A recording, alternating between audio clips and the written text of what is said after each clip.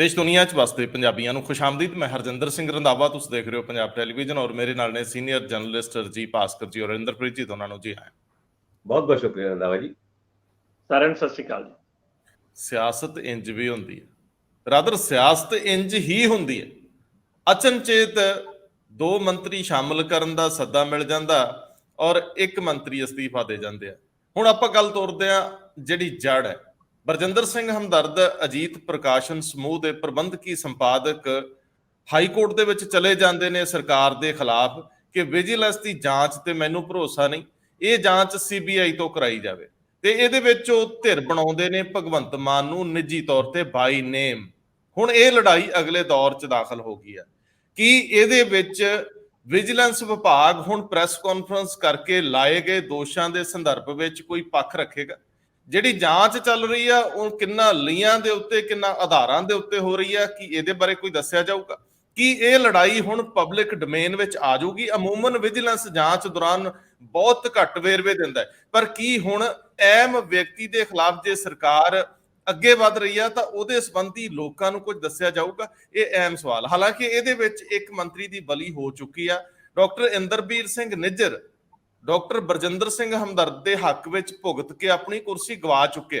असीं कल भी जिक्र किया सी कि डॉक्टर बरजिंदर हमदर्द नूं क्लीन चिट देने वाले डॉक्टर निज्जर की अपनी सरकार नूं कटहरे च खड़ा कर रहे। इत्थे जांच करने वाली एजेंसी, जांच करवाउण वाली सरकार, इहदे मुख मंत्री सारे कटहरे च नहीं। ये काफ़ी औखी स्थिति का सामना सी। शाम पैंदे वो अस्तीफा दे जांदे आ। दो होर मंत्री सहुं चुक रहे आ। उन्हां दे विचों गुरमीत सिंह खुड्डियां गुरमीत सिंह खुड्डियां कोल एक वड्डी विरासत है। उन्होंने पिता मरहूम मैंबर पार्लीमेंट रहे ने। इत्थे भी एक मामला बड़ा दिलचस्प है कि जिस दिन मरहूम बादल सरदार प्रकाश सिंह बादल के संस्कार वाले दिन जदों भगवंत मान उत्थे पहुंचते आ तां उत्थों उन्हां नूं बनदा मुख मंत्री वाला प्रोटोकॉल अनुसार इज्जत मान नहीं दिता गया। छोटे तो छोटे व्यक्ति का नाम लिया जा रहा सीगा। गवर्नर पंजाब का नाम लैके इज्जत मान नाल उन्हां दा जिक्र किया गया। उन्होंने बिल्कुल गवर्नर पंजाब के नाल मुख मंत्री पंजाब सी, जस्ट फॉर्मैलिटी वजों एक वारी उन्हों का नाम लिया गया। जिहड़ी एक गर्मजोशी हुंदी आ वो माइनस सी। परिवार के किसी जी ने हुब के मुख मंत्री नूं उन्हां लई कोई शब्द जां उन्हां लई हथ घुटनी का इस्तेमाल नहीं सी कीता। उस दिन तो ही गुरमीत सिंह खुड्डियां हो सकता ये 2 महीने 6 महीने रोक के बनते। बलकार सिंह जिहड़े नवे मंत्री बन रहे हैं, जदों वो मंत्री बन रहे ने ਤਾਂ ਬਹੁਤ ਸਾਰੇ ਪੰਜਾਬ ਦੇ ਵਿੱਚ MLA ਹੋਣਗੇ ਜਿਹੜੇ ਸੋਚਦੇ ਹੋਣਗੇ ਕਾਸ਼ ਮਜੀਠੀਆ ਸਾਨੂੰ ਵੀ 4 ਅਪਸ਼ਬਦ ਬੋਲ ਦਿੰਦੇ, ਮਜੀਠੀਆ 4 ਸਾਡੇ ਵੀ ਖਿਲਾਫ ਪ੍ਰੈਸ ਕਾਨਫਰੰਸਾਂ ਕਰ ਦਿੰਦੇ, ਅੱਜ ਅਚਕਨ ਸਵਾਉਣ ਤੇ ਪਵਾਉਣ ਦਾ ਮੌਕਾ ਸਾਨੂੰ ਮਿਲਦਾ। ਮੈਂ ਇੱਕ ਗੱਲ ਜ਼ਰੂਰ ਦੱਸ ਦਿਆਂ, ਗੁਰਮੀਤ ਸਿੰਘ ਖੁੱਡੀਆਂ ਇੱਕ ਸਾਦੇ ਤਰੀਕੇ ਨਾਲ ਸਹੁੰ ਚੁੱਕਣਗੇ, ਅਚਕਨਾਂ ਤੋਂ ਦੂਰ ਨੇ। ਇਹ ਦਿਲਚਸਪੀਆਂ ਨੇ। ਅੱਗੇ ਜਾ ਕੇ ਆਪਾਂ ਕੁਝ ਖਬਰਾਂ ਲੈਂਦੇ ਆ ਬਹੁਤ ਅਹਿਮ ਨੇ, ਜਿਨ੍ਹਾਂ ਦੇ ਵਿੱਚ ਸਿਸੋਦੀਆ, ਮਨੀਸ਼ ਸਿਸੋਦੀਆ ਜਿਨ੍ਹਾਂ ਨੂੰ ਇਸ ਵੇਲੇ ਹਿਰਾਸਤ ਵਿੱਚ ਰੱਖਿਆ, ਜੁਡੀਸ਼ੀਅਲ ਕਸਟਡੀ ਦੇ ਵਿੱਚ ਨੇ, ਉਹਨਾਂ ਦੀ ਜ਼ਮਾਨਤ ਨਾਮਨਜ਼ੂਰ ਕਰਦਿਆਂ ਹਾਈਕੋਰਟ ਨੇ ਕੁਝ ਤਲਖ ਟਿੱਪਣੀਆਂ ਕੀਤੀਆਂ ਨੇ। ਸਿਸੋਦੀਆ ਲਈ ਆਉਂਦੇ ਦਿਨ ਮੁਸ਼ਕਲ ਭਰੇ ਕਿਵੇਂ ਹੋ ਸਕਦੇ ਆ, ਤੁਹਾਡੀ ਉਹਦੇ ਨਾਲ ਸਾਂਝ ਪਾਉਂਦੇ ਆ। ਕਿਹੜੇ ਨੁਕਤਿਆਂ ਤੇ ਹਾਈਕੋਰਟ ਨੇ ਕਿਹਾ ਕਿ ਇਹਨਾਂ ਨੂੰ ਜ਼ਮਾਨਤ ਨਹੀਂ ਦੇਵਾਂਗੇ ਕਿਉਂਕਿ ਇਹ ਕਿੱਦਾਂ ਕੇਸ ਨੂੰ ਪ੍ਰਭਾਵਿਤ ਕਰ ਸਕਦੇ, ਇਹਨਾਂ ਕੋਲ 18 ਮਹਿਕਮਿਆਂ ਤੋਂ ਲੈ ਕੇ ਉਹ ਸਾਰੇ ਜ਼ਿਕਰ ਹੋਇਆ। ਇਹਦੇ ਨਾਲ ਹੀ ਅਸੀਂ ਰਾਜਜੀਤ ਦਾ ਮਾਮਲਾ ਲਵਾਂਗੇ। ਰਾਜਜੀਤ ਦੇ ਮਾਮਲੇ ਵਿੱਚ ਵੀ ED ਅੱਗੇ ਵਧੀ ਆ। ਸਾਰਾ ਰਿਕਾਰਡ ਮੰਗਿਆ ED ਨੇ। ਇਹ ਇੱਕ ਰਸਮੀ ਕਾਰਵਾਈ ਆ ਤੁਸੀਂ ਕਹੋਗੇ। ਲੋਕ ਸਵਾਲ ਕਰਦੇ ਆ। ਮੈਨੂੰ ਇੱਕ ਵਿਅਕਤੀ ਨੇ ਇਹ ਖਬਰ ਭੇਜਣ ਦੇ ਨਾਲ ਲਿਖਿਆ ਕਿ ਕਦੇ ਵਿਕਰਮ ਸਿੰਘ ਮਜੀਠੀਆ ਨੂੰ ਵੀ ED ਨੇ ਤਲਬ ਕੀਤਾ ਸੀ ਕਿ ED ਨੂੰ ਸਵਾਲ ਕੋਈ ਪੁੱਛ ਸਕਦਾ ਹੈ ਕਿ ਉਸ ਕੇਸ ਵਿੱਚ ਗੱਲ ਅੱਗੇ ਵਧੀ, ਉਹ ਜਾਂਚ ਕਿੱਥੇ ਖੜੀ ਹੈ? ਕਿ ਹਾਈ ਕੋਰਟ ਦੇ ਵਿੱਚ ਕੋਈ ਪਟੀਸ਼ਨ ਕੋਈ ਕਿਸੇ ਅਦਾਲਤ ਵਿੱਚ ਜਾ ਕੇ ਪੁੱਛੇਗਾ ਕਿ ED ਇਹਨਾਂ ਮਾਮਲਿਆਂ ਦੇ ਵਿੱਚ ਜਾਂਚ ਨੂੰ ਛੱਡ ਚੁੱਕੀ ਹੈ, ਕਲੀਨ ਚਿੱਟ ਦੇ ਚੁੱਕੀ ਹੈ, ਜਾਂ ਕਿੱਥੇ ਜਾ ਕੇ ਉਹਨਾਂ ਨੇ ਇਸ ਕੇਸ ਨੂੰ ਰੋਕਿਆ? क्रॉप इंश्योरेंस का मामला है, केंद्र की उस स्कीम नूं पंजाब ना कर चुकिया, पहला भी होर कई स्टेटां ने करती है, पर हुण की अपनी कोई क्रॉप इंश्योरेंस लियाउण दी नीति बन चुकी है। इहदे उत्ते बहुत दीर्घ स्टडी आ। इंद्रप्रीत जी वो तुहानूं दस्सणगे। NCERT ने सिलेबस दे विच एक जगह सिखां नूं वखवादी वजों इतिहास के रूप च दर्शाया सी। आनंदपुर के मते का मामला होया सी, एक मूवमेंट का जिक्र होया सी, वो सारे शब्द हुण उस चों कढते गए आ। ये जिक्र आ रहा ते इहदे नाल ही ਜਿਹੜੀਆਂ ਆਮ ਤੌਰ ਦੇ ਉੱਤੇ ਕਰਪਸ਼ਨ ਦੇ ਮਾਮਲੇ 'ਚ ਹੋਰ ਕੇਸਾਂ 'ਚ ਸਰਕਾਰੀ ਅਧਿਕਾਰੀਆਂ ਦੇ ਖਿਲਾਫ, ਬਿਊਰੋਕ੍ਰੇਸੀ ਦੇ ਖਿਲਾਫ ਜਿਹੜੀਆਂ ਸੈਂਕਸ਼ਨਸ ਹੁੰਦੀਆਂ ਜਿਹਦੇ ਕਾਰਨ ਪ੍ਰੋਸੀਜਰ ਅੱਗੇ ਫੋਲੋ ਨਹੀਂ ਕੀਤੇ ਜਾ ਸਕਦੇ, ਪੜਤਾਲਾਂ ਰੁਕੀਆਂ ਰਹਿੰਦੀਆਂ ਨੇ, ਜਿਨ੍ਹਾਂ ਦੇ ਵਿੱਚ ਟਰਾਇਲ ਰੁਕੇ ਰਹਿੰਦੇ ਨੇ। ਉਹਦੇ ਸੰਬੰਧੀ ਸਰਬਜੀਤ ਸਿੰਘ ਵੇਰਕਾ ਜਿਹੜੇ ਕਿ ਕਾਰਕੁਨ ਨੇ, ਸਮਾਜਿਕ ਕਾਰਕੁਨ ਨੇ, ਕਾਨੂੰਨੀ ਕਾਰਕੁਨ ਨੇ, ਉਹਨਾਂ ਨੇ ਪਟੀਸ਼ਨ ਦਾਇਰ ਕੀਤੀ ਸੀ। ਉਹਦੇ ਵਿੱਚ ਪੰਜਾਬ ਸਰਕਾਰ ਨੂੰ ਨੋਟਿਸ ਹੋਇਆ। ਬਹੁਤ ਅਹਿਮ ਮਾਮਲਾ। ਸਭ ਤੋਂ ਪਹਿਲਾਂ ਮੈਨੂੰ ਭਾਸਕਰ ਸਾਹਿਬ ਦੱਸਿਓ, ਤੁਹਾਡੇ ਜਲੰਧਰ ਦਾ ਮਾਮਲਾ ਹੈ, ਬਰਜਿੰਦਰ ਸਿੰਘ ਹਮਦਰਦ ਵੱਲੋਂ ਪਾਈ ਗਈ ਪਟੀਸ਼ਨ ਦੀ ਇਬਾਰਤ ਕੀ ਆ? ਉਹ ਕਿਹੜੇ ਦੋਸ਼ ਲਾ ਰਹੇ ਆ? ਉਹ ਪੰਜਾਬ ਸਰਕਾਰ ਤੇ ਬੇਭਰੋਸਗੀ ਪ੍ਰਗਟ ਕਰ ਰਹੇ ਆ, ਉਹ ਨਿੱਜੀ ਕਿਡ ਦੱਸ ਰਹੇ, ਇਹਨੂੰ ਉਹ ਖੁੰਦਕ ਦੱਸ ਰਹੇ। ਉਹ ਕਹਿੰਦੇ ਇਹ ਜਾਂਚ ਏਜੰਸੀ ਇਨਸਾਫ ਨਹੀਂ ਕਰੂਗੀ, ਇਸ ਕੇਸ ਨੂੰ ਸੀਬੀਆਈ ਨੂੰ ਦੇ ਦਿੱਤਾ ਜਾਵੇ। ਉਹ ਕਿਉਂ ਕਹਿ ਰਹੇ ਨੇ ਕਿ ਸੀਬੀਆਈ ਨੂੰ ਦਿੱਤਾ ਜਾਵੇ? ਜਿੱਥੇ ਤੱਕ ਬਰਜਿੰਦਰ ਸਿੰਘ ਹਮਦਰਦ ਉਹਨਾਂ ਦੇ ਉਸ ਕੇਸ ਦੀ ਗੱਲ ਹੈਗੀ ਹੈ, ਮਈ 29 ਨੂੰ ਉਹਨਾਂ ਨੂੰ ਬੁਲਾਇਆ ਸੀ, ਉਹਨਾਂ ਨੇ 10 ਦਿਨ ਦਾ ਟਾਈਮ ਮੰਗ ਰਿਹਾ ਸੀ, ਤੇ ਕੱਲ ਹਾਈ ਕੋਰਟ ਦੇ ਵਿੱਚ ਪਟੀਸ਼ਨ ਪਾਤੀ ਹੈ ਔਰ ਮੰਗਿਆ ਗਿਆ ਹੈ ਕਿ ਇਹਦੀ ਜਾਂਚ ਇੱਕ ਇੰਡੀਪੈਂਡੈਂਟ ਏਜੰਸੀ ਜਿਸ ਤਰ੍ਹਾਂ ਕਿ ਸੀਬੀਆਈ ਉਹ ਤੋਂ ਕੀਤੀ ਜਾਏ, ਕਿਉਂਕਿ ਉਹਨਾਂ ਨੂੰ ਭਰੋਸਾ ਨਹੀਂ ਹੈ ਸਟੇਟ ਵਿਜੀਲੈਂਸ ਵਿਭਾਗ ਦੇ ਉੱਤੇ। ਔਰ ਨਾਲ ਦੇ ਨਾਲ ਉਹਨਾਂ ਨੇ ਮੁੱਖ ਮੰਤਰੀ ਨੂੰ ਬਾਈ ਨੇਮ ਇੱਕ ਧਿਰ ਬਣਾਇਆ ਹੈ ਇਸ ਪਟੀਸ਼ਨ ਦੇ ਵਿੱਚ, ਔਰ ਇਹ ਕਿਹਾ ਕਿ ਜਿਸ ਤਰੀਕੇ ਨਾਲ ਮੁੱਖ ਮੰਤਰੀ ਨੇ ਆਪ ਟਵੀਟ ਕਰਕੇ ਕੁਝ ਗੱਲਾਂ ਮੇਰੇ ਖਿਲਾਫ ਅੱਗੇ ਚੱਲ ਕੇ ਮੁਸ਼ਕਿਲਾਂ ਵਧਣ ਵਾਲੀ ਹੈ, ਇਸ ਗੱਲ ਦਾ ਇੰਡੀਕੇਸ਼ਨ ਐਡਵਾਂਸ ਦੇ ਵਿੱਚ ਹੀ ਦਿੱਤਾ ਸੀਗਾ। ਔਰ ਉਸ ਤੋਂ ਇਲਾਵਾ ਉਸ ਅਖਬਾਰ ਯਾਨੀ ਅਜੀਤ ਸਮੂਹ ਦੀ ਐਡਵਰਟਾਈਜ਼ਮੈਂਟ ਬਹੁਤ ਟਾਈਮ ਤੋਂ ਬੰਦ ਚੱਲ ਰਹੀ ਹੈ, ਕੋਈ ਐਡਵਰਟਾਈਜ਼ਮੈਂਟ ਟੈਂਡਰ ਤੱਕ ਵੀ ਐਡਵਰਟਾਈਜ਼ਮੈਂਟ ਨਹੀਂ ਮਿਲਦੀ।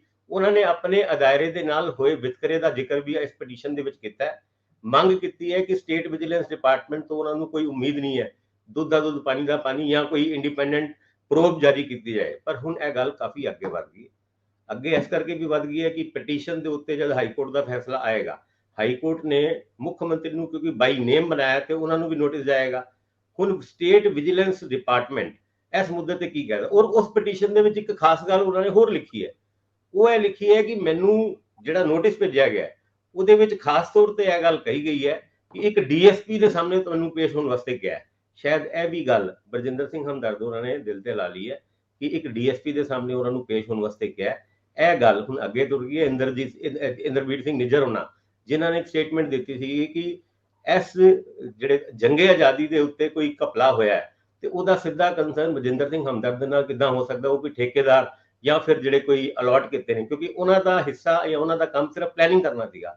ਇਸ ਮੁੱਦੇ ਦੇ ਉੱਤੇ ਮੁੱਖ ਮੰਤਰੀ ਨੂੰ ਜਿੱਥੇ ਉਹ ਬਾਈ ਨੇਮ ਪਟੀਸ਼ਨ ਦੇ ਵਿੱਚ ਨਾਮਜ਼ਦ ਕਰ ਰਹੇ ਨੇ ਜਾਂ ਪਟੀਸ਼ਨ ਦੇ ਵਿੱਚ ਲਿਖ ਰਹੇ ਨੇ, ਦੂਜੇ ਪਾਸੇ ਸਰਕਾਰ ਦੇ ਹੀ ਉਹ ਮੰਤਰੀ ਜਿਹੜੇ ਕਹਿ ਰਹੇ ਨੇ ਕਿ ਡਾਕਟਰ ਬਰਜਿੰਦਰ ਸਿੰਘ ਹਮਦਰਦ ਦਾ ਜੰਗੇ ਆਜ਼ਾਦੀ ਦੇ ਵਿੱਚ ਹੋਏ ਕਥਿਤ ਘਪਲੇ ਦੇ ਵਿੱਚ ਕੋਈ ਹੱਥ ਨਹੀਂ ਹੋ ਸਕਦਾ। ਮੈਨੂੰ ਲੱਗਦਾ ਕੁਰਸੀ ਤੋਂ ਉਹਨਾਂ ਨੇ ਗਵਾ ਲਈ। ਇਹ ਮੁੱਦਾ ਹੁਣ ਹੋਰ ਗਰਮ ਹੋਣ ਵਾਲਾ ਹੈ ਆਉਣ ਵਾਲੇ ਟਾਈਮ ਵਿੱਚ, ਕਿਉਂਕਿ ਵਿਜੀਲੈਂਸ ਵਿਭਾਗ ਵੀ ਇੱਕ ਪ੍ਰੈਸ ਕਾਨਫਰੰਸ ਕਰ ਸਕਦਾ ਹੈ ਇਸ ਮੁੱਦੇ ਦੇ ਉੱਤੇ ਕਿ ਸਾਡੇ ਕੋਲ ਕੀ ਸਬੂਤ ਹੈਗੇ ਨੇ, ਕਿਹਨਾਂ ਸਬੂਤਾਂ ਦੇ ਆਧਾਰ ਦੇ ਉੱਤੇ ਸਮਨ ਕੀਤਾ ਗਿਆ ਸੀ, ਜਾਂ ਫਿਰ ਜੋ ਐਲੀਗੇਸ਼ਨ ਵਿਜੀਲੈਂਸ ਵਿਭਾਗ ਦੇ ਉੱਤੇ ਬਰਜਿੰਦਰ ਸਿੰਘ ਹਮਦਰਦ ਉਹਨਾਂ ਨੇ ਇਸ ਪਟੀਸ਼ਨ ਦੇ ਵਿੱਚ ਲਾਏ ਨੇ ਉਹਦੇ ਵਿੱਚ ਆਪਣੇ ਆਪ ਨੂੰ ਪਾਕ ਸਾਬਿਤ ਕਰਨ ਦੀ ਇੱਕ ਕੋਸ਼ਿਸ਼ ਸ਼ਾਇਦ ਵਿਜੀਲੈਂਸ ਡਿਪਾਰਟਮੈਂਟ ਵੀ ਕਰੇ। ਇੰਦਰਪ੍ਰੀਤ ਜੀ, ਸਭ ਤੋਂ ਵੱਡਾ ਸਵਾਲ ਇਸ ਵੇਲੇ ਦਾ ਹੈ ਕਿ ਜਦੋਂ ਬਰਜਿੰਦਰ ਸਿੰਘ ਹਮਦਰਦ ਨੇ ਇਸ ਮਾਮਲੇ ਨੂੰ ਕੋਰਟ 'ਚ ਲੈਂਦਾ ਹੈ ਤੇ ਕੋਰਟ ਦੇ ਵਿੱਚ ਸਰਕਾਰ ਦਾ ਜਵਾਬ ਆਊਗਾ, ਕੋਰਟ ਦੇ ਵਿੱਚ ਇਸ ਸਾਰੇ ਕੇਸ ਦੀ ਡਿਟੇਲ ਆਊਗੀ। ਉਹ ਡਿਟੇਲ ਆਏ ਬਿਨਾ ਇੱਥੇ ਸੁਣਵਾਈ ਨਹੀਂ ਠੀਕ ਢੰਗ ਨਾਲ ਹੋ ਸਕਦੀ। ਮੁੱਖ ਮੰਤਰੀ ਦਾ ਵਕੀਲ ਵੀ ਹਾਲਾਂਕਿ ਡਾਕਟਰ ਬਰਜਿੰਦਰ ਸਿੰਘ ਹਮਦਰਦ ਵੱਲੋਂ ਪੇਸ਼ ਹੋਏ ਵਕੀਲ ਇਸ ਖਿੱਤੇ ਦੇ ਆਲਾ ਵਕੀਲ ਨੇ ਔਰ ਉਹ ਪੋਲੀਟੀਕਲ ਧਿਰਾਂ ਲਈ ਲੜਦੇ ਰਹੇ, ਜਿੱਤਦੇ ਰਹੇ ਨੇ। ਵਕੀਲ ਚੀਮਾ ਸਾਹਿਬ ਦੀ ਕਾਬਲੀਅਤ ਤੋਂ ਆਪਾਂ ਸਾਰੇ ਜਾਣਦੇ ਹਾਂ, ਭਾਵੇਂ ਉਹਨਾਂ ਨੇ ਕਿਸ ਤਰ੍ਹਾਂ ਦਾ ਵੀ ਕੇਸ ਲੜਿਆ ਹੋਵੇ, ਉਹਦੇ 'ਚ ਉਹਨਾਂ ਦੀ ਮਿਹਨਤ ਲੱਗੀ ਹੁੰਦੀ ਹੈ। ਹੁਣ ਇਹਦੇ 'ਚ ਦੋ ਨੁਕਤੇ ਮੈਂ ਤੁਹਾਡੇ ਅੱਗੇ ਰੱਖ ਰਿਹਾ ਵੀ ਜਦੋਂ ਇਹਦੇ ਵਿੱਚ ਪਟੀਸ਼ਨ ਕਰਤਾ ਦੇ ਕਈ ਸਵਾਲ ਸਰਕਾਰ ਵੱਲ ਖੜੇ ਹੋ ਗਏ ਵੀ ਇਹਨਾਂ ਦੇ ਭਰੋਸਾ ਨਹੀਂ, ਸਰਕਾਰ ਉਹਦੇ ਵਿੱਚ ਆਪਣੇ ਪੱਖ ਨੂੰ ਕਿਵੇਂ ਪੇਸ਼ ਕਰੂਗੀ, ਹੁਣ ਤੱਕ ਦੀ ਹੋਈ ਜਾਂਚ ਵਿੱਚ ਕੀ ਪ੍ਰਗਤੀ ਰਹੀ, ਕੀ ਊਣਤਾਈਆਂ ਪਾਈਆਂ ਗਈਆਂ, ਬਰਜਿੰਦਰ ਸਿੰਘ ਹਮਦਰਦ ਦੀ ਭੂਮਿਕਾ ਕਿਵੇਂ ਸ਼ੱਕੀ ਹੈ ਜਾਂ ਕਿਵੇਂ ਉਹਨਾਂ ਨੂੰ ਜਾਂਚ ਦਾ ਹਿੱਸਾ ਬਣਾਇਆ ਗਿਆ, ਇਹ ਸਭ ਉਹਦੇ 'ਚ ਦੱਸਣਾ ਪਊਗਾ। ਮੁੱਖ ਮੰਤਰੀ ਨੂੰ ਇਹ ਵੀ ਦੱਸਣਾ ਪਊਗਾ ਕਿ ਉਹ ਬਰਜਿੰਦਰ ਸਿੰਘ ਹਮਦਰਦ ਵੱਲੋਂ ਲਾਏ ਗਏ ਦੋਸ਼ਾਂ ਨੂੰ ਕਿਉਂ ਠੀਕ ਨਹੀਂ ਮੰਨਦੇ, ਕਿਉਂ ਉਹਨਾਂ ਦੀ ਨਿੱਜੀ ਖੇਡ ਨਹੀਂ ਹੈ। ਇਹ ਵੀ ਇੱਕ ਪਹਿਲੂ ਆ। ਇਹਦੇ ਵਿੱਚ ਵਿਨੋਦ ਘਈ ਲਈ ਕਾਫੀ ਸੰਕਟ ਵਾਲਾ ਇਹ ਮਾਮਲਾ ਹੋਊਗਾ, ਕਾਫੀ ਸਥਿਤੀ ਉਲਝਣ ਵਾਲੀ ਹੈ। ਕੀ ਇਸ ਤੋਂ ਪਹਿਲਾਂ ਵੀ ਜਦੋਂ ਬਰਜਿੰਦਰ ਸਿੰਘ ਹਮਦਰਦ ਔਰ ਵਿਰੋਧੀ ਧਿਰਾਂ ਕੱਲ ਨੂੰ 1 ਤਰੀਕ ਵਾਲੇ ਦਿਨ ਇਸ ਮਾਮਲੇ 'ਚ ਧੂਆਂਧਾਰ ਬਿਆਨਬਾਜ਼ੀ ਕਰਨਗੀਆਂ, ਉਸ ਵੇਲੇ ਸਰਕਾਰੀ ਪੱਖ ਆਊਗਾ ਕਿ ਨਹੀਂ ਆਊਗਾ? ਚੁੱਪਧਾਰੀ ਰੱਖੀ ਜਾਊਗੀ ਜਾਂ ਇਹਦੇ ਉੱਤੇ ਸਰਕਾਰ ਕੋਈ ਆਪਣਾ ਪੱਖ ਰੱਖ ਸਕਦੀ ਹੈ ਪਬਲਿਕ ਡੋਮੇਨ ਦੇ ਵਿੱਚ? ਇਹ ਵੀ ਸਵਾਲ ਆ। ਤੀਜੀ ਗੱਲ, ਕੀ ਹਾਈ ਕੋਰਟ ਦੇ ਵਿੱਚੋਂ ਜੇਕਰ ਇਹ ਜਾਂਚ ਸੀਬੀਆਈ ਨੂੰ ਮੰਗ ਅਨੁਸਾਰ ਦਿੱਤੀ ਜਾਂਦੀ ਆ ਤਾਂ ਕੀ ਫਿਰ ਇਹ ਠੰਡੇ ਬਸਤੇ 'ਚ ਚਲੇ ਜਾਊਗੀ, ਕਿਉਂਕਿ ਪਿਛਲੇ ਸਮੇਂ 'ਚ ਪ੍ਰਧਾਨ ਮੰਤਰੀ ਨੂੰ ਮਿਲ ਕੇ ਆਏ ਨੇ ਬਰਜਿੰਦਰ ਸਿੰਘ ਹਮਦਰਦ। ਕੀ ਮੰਨ ਲਿਆ ਜਾਵੇ ਕਿ ਕੇਂਦਰੀ ਸੱਤਾ ਨਾਲ ਜੁੜੀ ਜਾਂਚ ਏਜੰਸੀ ਇਸ ਕੇਸ ਨੂੰ ਬਹੁਤ ਜ਼ਿਆਦਾ ਤੇਜ਼ੀ ਨਾਲ ਅੱਗੇ ਨਹੀਂ ਵਧਾਏਗੀ? ਇਹ ਸਵਾਲ, ਕਿਉਂਕਿ ਜੇ ਵਿਜੀਲੈਂਸ ਸਟੇਟ ਡਾਇਰੈਕਟਡ ਹੈਗੀ ਆ ਤਾਂ ਉੱਪਰਲੀ ਏਜੰਸੀ ਤੇ ਵੀ ਤੇ ਇਹੀ ਦੋਸ਼ ਲੱਗਦੇ ਆ। ਸੋ ਇਹ ਸਾਰੇ ਸਵਾਲ ਇੱਕ ਤਰ੍ਹਾਂ ਨਾਲ ਪੰਜਾਬ ਦੀ ਪੋਲਿਟਿਕਸ ਨੂੰ ਡਿਕਟੇਟ ਕਰ ਰਹੇ ਲੱਗਦੇ ਆ। ਇੱਕ ਪਾਸੇ ਵਿਰੋਧੀ ਧਿਰਾਂ ਬਰਜਿੰਦਰ ਸਿੰਘ ਹਮਦਰਦ ਦੇ ਨਾਲ ਖੜੀਆਂ ਨੇ, ਦੂਜੇ ਬੰਨੇ ਸਰਕਾਰ ਪੂਰੀ ਤਰ੍ਹਾਂ ਇਸ ਮਾਮਲੇ ਨੂੰ ਬਾਹਰ ਕੱਢ ਕੇ ਰੱਖ ਦੇਣਾ ਚਾਹੁੰਦੀ ਆ। ਭਗਵੰਤ ਮਾਨ ਇਹ ਸਾਰੇ ਮਾਮਲੇ 'ਚ ਇੰਜ ਲੱਗ ਰਿਹਾ ਜਿਵੇਂ ਕਾਫੀ ਪਾਵਰਫੁਲ ਹੋ ਕੇ ਨਿਕਲਿਆ। ਜਲੰਧਰ ਦੀ ਇਲੈਕਸ਼ਨ ਤੋਂ ਬਾਅਦ ਉਹ ਫੈਸਲਾ ਕੁੰਨ ਨੇ, ਇੰਜ ਲੱਗ ਰਿਹਾ ਜਿਵੇਂ ਉਹਨਾਂ ਨੇ ਇੱਕ ਵੀ ਲਫ਼ਜ਼ ਦੇ ਉੱਤੇ ਇਹਨਾਂ ਮਾਮਲਿਆਂ ਦੇ ਵਿੱਚ ਕਾਰਵਾਈ ਕਰਨ ਦਾ ਮਨ ਬਣਾ ਲਿਆ। ਡਾਕਟਰ ਨਿੱਜਰ ਦੇ ਅਸਤੀਫੇ ਨੂੰ ਇਸੇ ਸੰਦਰਭ 'ਚ ਦੇਖਿਆ ਜਾ ਸਕਦਾ। ਦੂਜੀਆਂ ਦੋਵੇਂ ਜਿਹੜੀਆਂ ਨਿਯੁਕਤੀਆਂ ਹੋ ਰਹੀਆਂ, ਜਿਹੜੇ ਦੋਵੇਂ ਮੰਤਰੀ ਬਣ ਰਹੇ ਆ, ਉਹਨਾਂ ਨੂੰ ਵੀ ਇਸੇ ਸੰਦਰਭ 'ਚ ਵੇਖਿਆ ਜਾ ਸਕਦਾ ਕਿ ਕਿਵੇਂ ਉਹ ਮੁੱਖ ਮੰਤਰੀ ਦੇ ਵਕਾਰ ਨਾਲ ਮਜੀਠੀਆ ਵੱਲੋਂ ਕੀਤੀਆਂ ਜਾਂਦੀਆਂ ਪ੍ਰੈਸ ਕਾਨਫਰੰਸਾਂ 'ਚ ਵਰਤੀ ਜਾਂਦੀ ਭਾਸ਼ਾ ਔਰ ਬਾਕੀ ਸਾਰੇ ਮਾਮਲੇ ਇਹਨਾਂ ਨੂੰ ਇਵੇਂ ਜੋੜ ਕੇ ਵੇਖ ਸਕਦੇ ਆ। ਪਹਿਲਾਂ ਬਰਜਿੰਦਰ ਸਿੰਘ ਹਮਦਰਦ ਔਰ ਪੰਜਾਬ ਸਰਕਾਰ 'ਚ ਜਿਹੜੀ ਟਸਲ ਹੈ ਇਹਨੂੰ ਕਿਵੇਂ ਲੈਣਾ? ਰੰਧਾਵਾ ਸਾਹਿਬ, ਦੇਖੋ ਕੋਈ ਟਸਲ ਇਹ ਨਵੀਂ ਨਹੀਂ ਚੱਲ ਰਹੀ, ਪਿਛਲੇ ਕਾਫੀ ਸਮੇਂ ਤੋਂ ਚੱਲ ਰਹੀ ਹੈ ਔਰ ਬਹੁਤ ਸਪਸ਼ਟ ਹੋ ਗਈ ਹੈ। ਮਤਲਬ ਇਹ ਨਹੀਂ ਕਿ ਕੋਈ ਅੰਦਰ ਖਾਤੇ ਜੇ ਚੱਲ ਰਹੀ ਹੁੰਦੀ ਹੈ, ਬਹੁਤ ਸਪਸ਼ਟ ਹੈ। ਦੇਖੋ ਪਿਛਲੇ ਕਾਫੀ ਸਮੇਂ ਤੋਂ ਬਰਜਿੰਦਰ ਸਿੰਘ ਹਮਦਰਦ ਉਹਨਾਂ ਦਾ ਜਿਹੜਾ ਅਦਾਰਾ ਹੈ ਅਜੀਤ, ਉਹ ਲਗਾਤਾਰ ਸਰਕਾਰ ਦੇ ਖਿਲਾਫ ਖਬਰਾਂ ਕਰ ਰਿਹਾ ਹੈ ਔਰ ਸਰਕਾਰ ਨੇ ਉਹਨਾਂ ਦੀ ਐਡ ਵੀ ਬੰਦ ਕੀਤੀ ਹੋਈ ਹੈ। ਇਹਦੇ ਕਈ ਐਡੀਟੋਰੀਅਲਸ ਵੀ ਲਿਖੇ ਨੇ ਜਾਂ ਕੋਈ ਚਿੱਠੀਆਂ 'ਚ ਵੀ ਲਿਖਿਆ। ਹੁਣ ਇਸ 'ਚ ਵੀ ਜ਼ਿਕਰ ਕੀਤਾ, ਜਿਹੜੀ ਪਟੀਸ਼ਨ ਉਹਨਾਂ ਨੇ ਪਾਈ ਹੈ ਉਹਦੇ 'ਚ ਵੀ ਜ਼ਿਕਰ ਕੀਤਾ ਹੈ ਕਿ ਇਹ ਲੜਾਈ ਬੜੀ ਨਿੱਜੀ ਜੀ ਹੋ ਗਈ ਹੈ। ਮਤਲਬ ਤੁਸੀਂ ਦੇਖੋ ਨਾ ਕਿ ਇਹ ਲੜਾਈ ਕੋਈ ਅਦਾਰੇ ਜਾਂ ਉਹਦਾ ਨਹੀਂ, ਏਦਾਂ ਲੱਗਦਾ ਜਿਵੇਂ ਬਰਜਿੰਦਰ ਸਿੰਘ ਹਮਦਰਦ ਤੇ ਭਗਵੰਤ ਮਾਨ ਦੇ ਵਿੱਚ ਹੋ ਗਈ ਹੁੰਦੀ ਹੈ। ਇਸ ਤਰ੍ਹਾਂ ਦੀ ਲੜਾਈ ਹੋ ਗਈ ਹੈ ਤੇ ਉਹਦੇ ਵਿੱਚ ਜਿਹੜੀਆਂ ਜਾਂਚ ਏਜੰਸੀਆਂ ਨੇ ਉਹ ਇੱਕ ਧਿਰ ਬਣਨ ਲੱਗ ਗਈਆਂ। ਹੁਣ ਇੱਥੇ ਜਿਹੜੀ ਤੁਸੀਂ ਗੱਲ ਕਹਿ ਰਹੇ ਸੀ ਕਿ ਜਿਹੜੀ ਵੀ ਕੀ ਉਹਨਾਂ ਨੂੰ ਸੁਣਿਆ ਨੋਟਿਸ ਹੋਊਗਾ, ਦੇਖੋ ਨੋਟਿਸ ਤਾਂ ਦੇਣਾ ਹੀ ਪਊਗਾ। ਜਿਹੜਾ ਅਗਰ ਕੋਈ ਪਟੀਸ਼ਨ ਦਾਖਲ ਹੋਈ ਹੈ ਦੂਜੀ ਧਿਰ ਨੂੰ ਸੁਣੇ ਬਿਨਾ, ਮਤਲਬ ਮੈਨੂੰ ਨਹੀਂ ਲੱਗਦਾ ਕਿ ਹਾਈ ਕੋਰਟ ਕੋਈ ਫੈਸਲਾ ਕਰੇਗੀ। ਸਿੱਧੇ ਤੌਰ ਤੇ ਹੀ CBI ਨੂੰ ਕੇਸ ਦਿੱਤਾ ਜਾਊਗਾ, ਪੂਰੀ ਤਰ੍ਹਾਂ ਵਿਜੀਲੈਂਸ ਨੂੰ ਸੁਣਿਆ ਜਾਊਗਾ। ਵਿਜੀਲੈਂਸ ਆਪਣਾ ਪੱਖ ਰੱਖੇਗੀ ਕਿ ਉਹਨਾਂ ਨੇ ਕੀ ਉਹਨਾਂ ਕੋਲੇ ਇਹੋ ਜਿਹੀਆਂ ਚੀਜ਼ਾਂ ਨੇ ਜਿਹਦੇ ਲਈ ਉਹਨਾਂ ਨੇ ਤਲਬ ਕੀਤਾ ਹੈਗਾ, ਤੇ ਉਹ ਸਾਰੀਆਂ ਚੀਜ਼ਾਂ ਤੇ ਸਾਹਮਣੇ ਆਣਗੀਆਂ, ਬਿਲਕੁਲ ਸਪਸ਼ਟ ਤੌਰ ਤੇ ਸਾਹਮਣੇ ਆਣਗੀਆਂ। ਪਰ ਜਿਵੇਂ ਭਾਸਕਰ ਸਾਹਿਬ ਕਹਿ ਰਹੇ ਸੀ ਕਿ ਸ਼ਾਇਦ ਉਹ ਪ੍ਰੈਸ ਕਾਨਫਰੰਸ ਕਰ ਸਕਦੇ ਆ, ਇਹਦਾ ਮੈਨੂੰ ਸੰਦੇਹ ਹੈ ਪ੍ਰੈਸ ਕਾਨਫਰੰਸ ਤਾਂ ਸ਼ਾਇਦ ਉਹ ਨਹੀਂ ਕਰਨਗੇ, ਕਿਉਂਕਿ ਕਦੀ ਵੀ ਸਰਕਾਰ ਇਸ ਤਰ੍ਹਾਂ ਦੇ ਉਸ 'ਚ ਨਹੀਂ ਜਾਂਦੀ। ਜਦੋਂ ਲੜਾਈ ਅਦਾਲਤੀ ਹੋਗੀ ਹੈ ਤਾਂ ਅਦਾਲਤ ਦੇ ਵਿੱਚ ਹੀ ਲੜੀ ਜਾਊਗੀ ਔਰ ਜਿਹੜਾ ਵੀ ਜਦੋਂ ਨੋਟਿਸ ਹੋਊਗਾ ਤਾਂ ਉਦੋਂ ਸਾਰਾ ਪੱਖ ਜਿਹੜਾ ਹੈਗਾ ਉੱਥੇ ਰੱਖਿਆ ਜਾਊਗਾ ਔਰ ਇਸ ਗੱਲ ਦਾ ਵਿਰੋਧ ਕੀਤਾ ਜਾਊਗਾ ਕਿ ਜਾਂਚ ਜਿਹੜੀ ਹੈਗੀ ਹੈ ਉਹ ਬਾਹਰ ਨਾ ਦਿੱਤੀ ਜਾਏ। ਇੱਕ ਨੁਕਤਾ ਇਹਦੇ ਵਿੱਚ ਮੈਨੂੰ ਜੋ ਲੱਗਦਾ ਹੈ ਉਹ ਇਹ ਹੈਗਾ, ਆਪਾਂ ਜਦੋਂ ਸਵੇਰੇ ਪਹਿਲਾਂ ਵੀ ਡਿਸਕਸ ਕਰ ਰਹੇ ਸੀ ਇਹਦੇ ਉੱਤੇ, ਤੇ ਉਹ ਇਹ ਸੀਗਾ ਕਿ ਇਹ ਪੈਸਾ ਜਿਹੜਾ ਹੈਗਾ ਇੱਥੇ ਲੱਗਿਆ ਜੰਗੇ ਆਜ਼ਾਦੀ ਦੇ ਉੱਤੇ, ਉਹ ਪੈਸਾ ਗਵਰਨਮੈਂਟ ਆਫ ਇੰਡੀਆ ਦਾ, ਤਾਂ ਕੀ ਉਦੋਂ ਅਗਰ ਗਵਰਨਮੈਂਟ ਆਫ ਇੰਡੀਆ ਦਾ ਪੈਸਾ ਹੈ ਤਾਂ ਉਸ ਲਈ CBI ਨੂੰ ਇਨਵੋਲਵ ਕੀਤਾ ਜਾਏਗਾ ਕਿ ਨਹੀਂ? ਇਹ ਇੱਕ ਨੁਕਤਾ ਜ਼ਰੂਰ ਹੈਗਾ ਜਿਹਦੇ ਤੋਂ ਇਹ ਲੱਗਦਾ ਵੀ ਜਿਹੜੀ ਜਾਂਚ ਹੈਗੀ ਹੈ ਉਧਰ ਦਿੱਤੀ ਜਾ ਸਕਦੀ ਹੈ, ਕਿਉਂਕਿ ਸੈਂਟਰ ਗਵਰਨਮੈਂਟ ਦਾ ਪੈਸਾ ਇਹਦੇ ਵਿੱਚ ਇਨਵੋਲਵ ਹੈ। ਸੋ ਇਹ ਦੂਜੀਆਂ ਗੱਲਾਂ ਜਿਹੜੀਆਂ ਤੁਸੀਂ ਇੰਦਰਬੀਰ ਨਿੱਜਰ ਹੋਰਾਂ ਦੀ ਗੱਲ ਕਰ ਰਹੇ ਸੀ, ਉਸ ਮੇਰਾ ਥੋੜਾ ਜਿਹਾ ਇੱਕ ਰਿਜ਼ਰਵੇਸ਼ਨ ਸੀਗੀ। ਮੈਂ ਪਹਿਲਾਂ ਵੀ ਤੁਹਾਡੇ ਨਾਲ ਗੱਲ ਕੀਤੀ ਸੀ, ਇਸ ਗੱਲ ਦੀ ਸੀਗੀ ਕਿ ਕੀ ਕੋਈ ਵੀ ਵਿਅਕਤੀ ਮਤਲਬ ਆਪਣਾ ਕੋਈ ਨਿੱਜੀ ਵਿਚਾਰ ਨਹੀਂ ਰੱਖ ਸਕਦਾ, ਯਾਨੀ ਉਹ ਇੰਨਾ ਮਤਲਬ ਇੱਕ ਤਰ੍ਹਾਂ ਦਾ ਕੀ ਉਹ ਬਾਉਂਡਡ ਲੇਬਰ ਹੋ ਗਿਆ ਕਿ ਅਗਰ ਉਹ ਕਿਸੇ ਇੱਕ ਪੱਖ ਤੋਂ ਸਰਕਾਰ ਜੋ ਐਕਸ਼ਨ ਲੈ ਰਹੀ ਹੈ ਉਸ ਤੋਂ ਸਹਿਮਤ ਨਹੀਂ, ਤਾਂ ਕੀ ਉਹ ਆਪਣਾ ਵਿਅਕਤੀਗਤ ਕੋਈ ਬਿਆਨ ਦੇ ਸਕਦਾ ਕਿ ਨਹੀਂ ਦੇ ਸਕਦਾ? ਸੋ ਇਸ ਤਰ੍ਹਾਂ ਦੇ ਵੀ ਸਵਾਲ ਨੇ ਡਾਕਟਰ ਨਿੱਜਰ ਦਾ ਮਤਲਬ ਜਾਣਾ। ਇਹਦੇ ਚ ਇੰਦਰਪ੍ਰੀਤ ਜੀ ਸਵਾਲ ਇਹਦੇ ਚ ਕਾਫੀ ਗੁੰਝਲਦਾਰ ਹੈ, ਕੰਪਲੈਕਸ ਕਿਸਮ ਦਾ ਸਵਾਲ ਹੈ ਕਿ ਕੀ ਡਾਕਟਰ ਇੰਦਰਬੀਰ ਨਿੱਜਰ ਨੂੰ ਪਤਾ ਹੈ ਕਿ ਜਾਂਚ ਕੀ ਹੋ ਰਹੀ ਹੈ?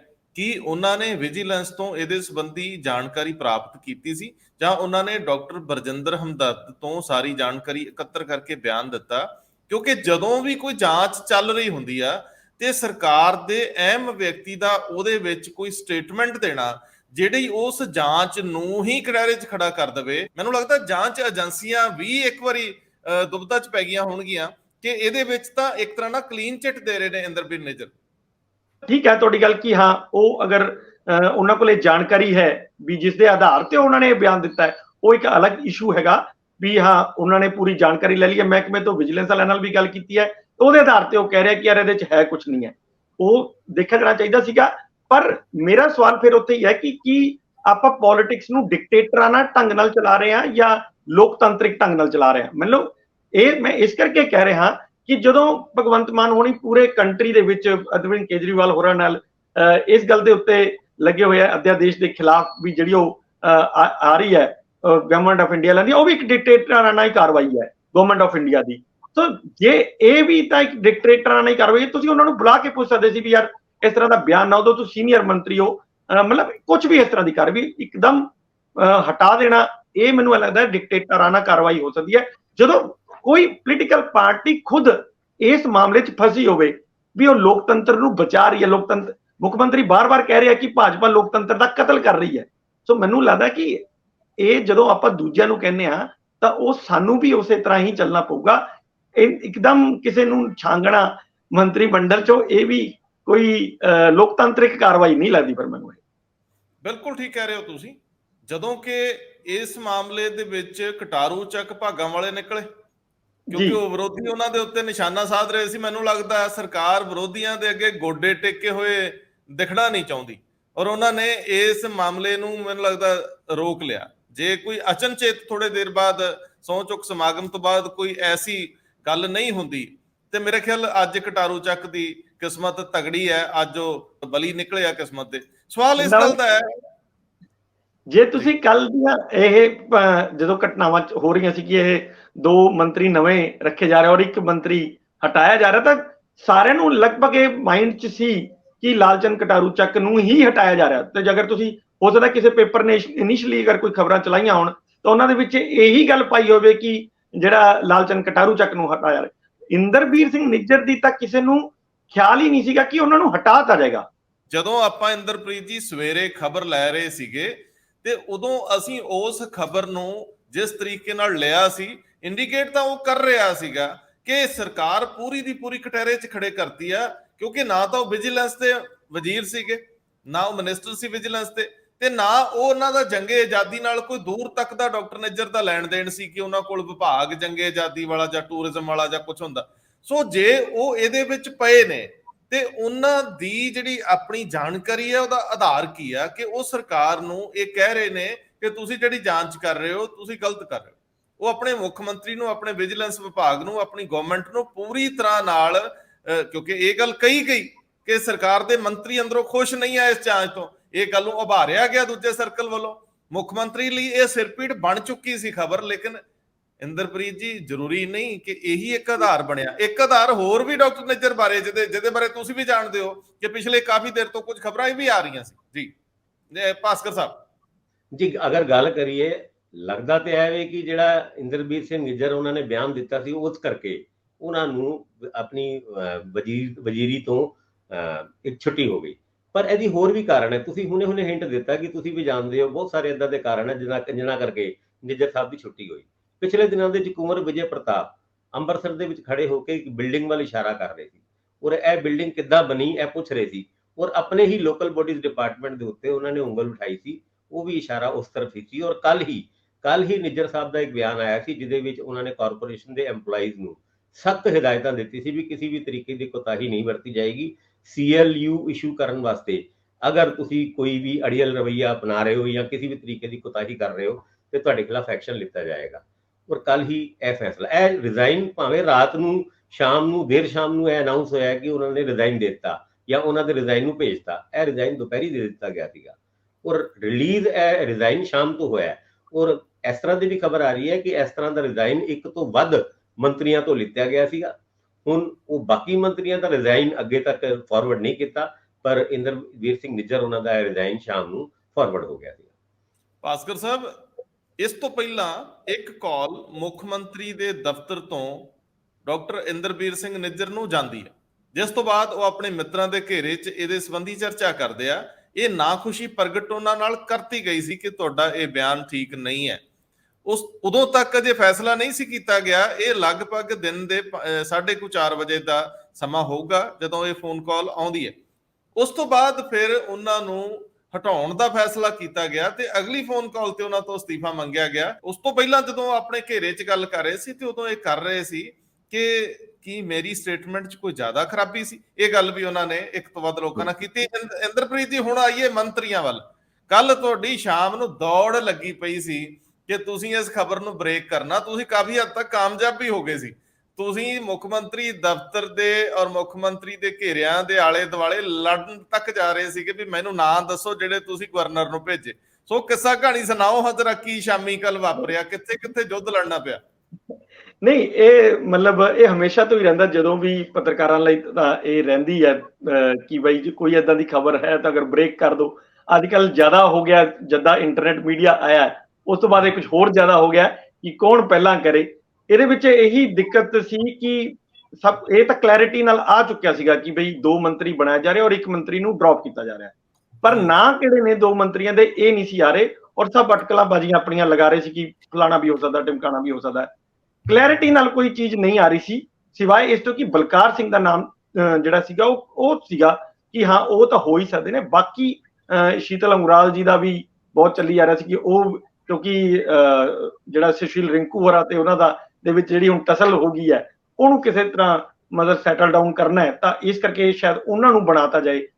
ਔਰ ਦੂਜਾ ਇਹ ਸੀਗਾ ਕਿ ਕਿਉਂਕਿ ਹੁਣ ਨਗਰ ਨਿਗਮ ਦੀਆਂ ਚੋਣਾਂ ਨੇ ਔਰ ਜਲੰਧਰ ਲੁਧਿਆਣਾ ਵਰਗੇ ਜਿਹੜੇ 2 ਵੱਡੇ ਮਤਲਬ ਕਿ ਡਿਸਟ੍ਰਿਕਟ ਨੇ ਔਰ ਇੰਨੀਆਂ ਸੀਟਾਂ ਨੇ, ਉਹਨਾਂ ਦੇ ਵਿੱਚੋਂ ਮਤਲਬ ਕਿਸੇ ਦੀ ਰਿਪਰੈਜ਼ੈਂਟੇਸ਼ਨ ਵੀ ਹੈ ਨਹੀਂ ਗਾ ਕਿ ਉੱਥੋਂ ਕੋਈ ਮੰਤਰੀ ਹੈ। ਸੋ ਇਹ ਇਸ ਕਰਕੇ ਵੀ ਲੱਗਿਆ ਜਾ ਰਿਹਾ ਸੀ ਕਿ ਸ਼ਾਇਦ ਲੁਧਿਆਣਾ ਔਰ ਜਲੰਧਰ ਦੇ ਵਿੱਚ ਕਿਸੇ ਨੂੰ ਇੱਕ ਨੂੰ ਮੰਤਰੀ ਬਣਾਇਆ ਜਾਏਗਾ। ਪਰ ਗਵਰਨਮੈਂਟ ਦੀ ਦੇਖੋ ਪ੍ਰਾਇੋਰਟੀਜ਼ ਬਿਲਕੁਲ ਹੋਰ ਤਰ੍ਹਾਂ ਦੀਆਂ ਹੁੰਦੀਆਂ ਨੇ। ਅੱਜ ਵੀ ਬਹੁਤ ਸਾਰੇ ਜਿਹੜੇ ਸੀਨੀਅਰ MLAs ਹੈਗੇ ਨੇ, ਚਾਹੇ ਉਹ ਬਲਜਿੰਦਰ ਕੌਰ ਹੋਣ, ਚਾਹੇ ਪ੍ਰਿੰਸੀਪਲ ਬੁੱਧਰਾਮ ਹੋਣ ਜਾਂ ਹੋਰ ਹੋਣ, ਉਹ ਹਜੇ ਵੀ ਮਤਲਬ ਬਾਹਰ ਨੇ, ਔਰ ਨਵੇਂ ਜਿਹੜੇ ਫਸਟ ਟਾਈਮਰ ਨੇ ਉਹਨਾਂ ਨੂੰ ਲਗਾਤਾਰ ਜਗ੍ਹਾ ਦਿੱਤੀ, ਇਕੱਲੀ ਜਗ੍ਹਾ ਹੀ ਨਹੀਂ ਦਿੱਤੀ ਜਾ ਰਹੀ, ਉਹਨਾਂ ਨੂੰ ਅੱਛੀਆਂ